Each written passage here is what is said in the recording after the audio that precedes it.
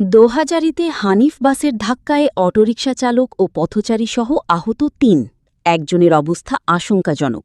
বিস্তারিত ডেস্ক রিপোর্টে। চন্দনাইশের দোহাজারীতে দ্রুতগামী হানিফ পরিবহনের একটি বাসের ধাক্কায় অটোরিকশা চালক ও পথচারীসহ ৩ জন গুরুতর আহত হয়েছেন। এর মধ্যে একজনের অবস্থা আশঙ্কাজনক হওয়ায় তাকে চট্টগ্রাম মেডিকেল কলেজ হাসপাতালে পাঠানো হয়েছে। বৃহস্পতিবার ৬ আগস্ট সন্ধ্যায় চট্টগ্রাম কক্সবাজার মহাসড়কের দোহাজারী বাস স্টেশনের শাহী জামে মসজিদের সামনে এই দুর্ঘটনা ঘটে। প্রত্যক্ষদর্শীরা জানান, সন্ধ্যা ৬টার দিকে চট্টগ্রামমুখী হানিফ পরিবহনের একটি বেপরোয়া বাস পিছন থেকে একটি অটোরিকশাকে সজোরে ধাক্কা দেয়। এ সময় কোদাল নিয়ে কামারের দোকানে যাওয়ার উদ্দেশ্যে রাস্তা পার হচ্ছিলেন আহমদ হোসেন নামের এক কৃষক। বাসটি অটোরিকশার পাশাপাশি ওই পথচারীকেও সজোরে ধাক্কা দেয়।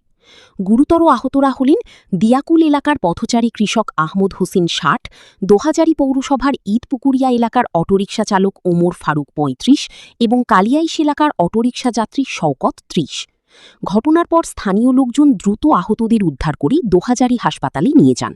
সেখানে অবস্থার অবনতি হওয়ায় চিকিৎসক আশঙ্কাজনক অবস্থায় আহমদ হোসেনকে চট্টগ্রাম মেডিকেল কলেজ হাসপাতালে রেফার করেন।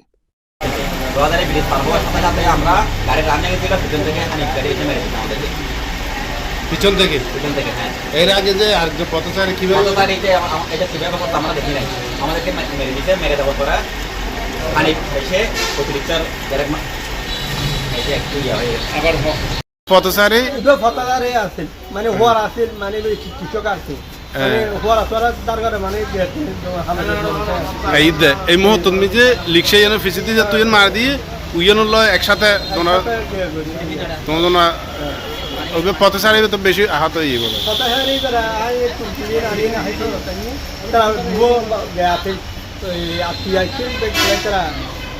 সিটাং মেডিকেল লগিয়ে